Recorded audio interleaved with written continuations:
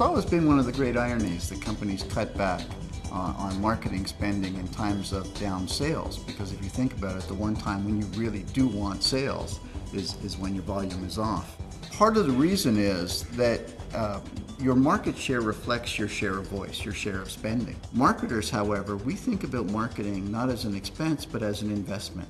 If you develop a great brand, it's cheaper to sell in the future. As your prices come down, your margin gets very small, and so you have no choice then but to look for ways of reducing cost. And whether that cost reduction comes from less advertising, fewer people to provide customer service, a smaller sales force, maybe cheaper raw materials, all of those things, they degrade your quality. People forget that marketing is, at the end of the day, it's a credibility game. It's about making a promise and keeping the promise. And when you make the promise and you don't deliver on that promise, the consumer basically interprets that as a lie. There is no way that you can do more with less by continuing to do things as you've always done it. It's physically impossible, right? You have to re-engineer.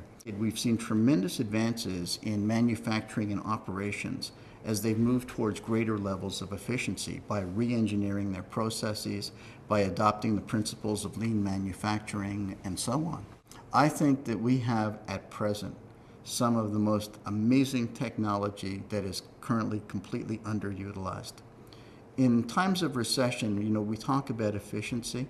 Efficiency cannot be achieved without precision, and you cannot achieve precision without data. Technology has the capacity to give you the information to produce a better product and a better message and deliver it at the time when the customer really wants it, instead of it being a nuisance. And that's why this, I believe, is going to be the next 20 years of marketing are going to be golden years for marketing. We are going to find a whole new way of doing business, which is not dependent just on advertising and great creative. It's really dependent upon our ability to integrate marketing with the rest of the enterprise. One of the companies I think is doing it right is Harry Rosen. They're opening a new store in Calgary. Why? Because he believes in the future. So he is continuing to spend, and he's not spending indiscriminately.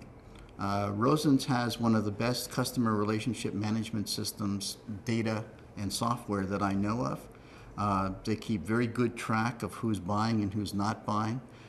They spend according to customer potential. Apple is doing things the right way at present, introducing new lines.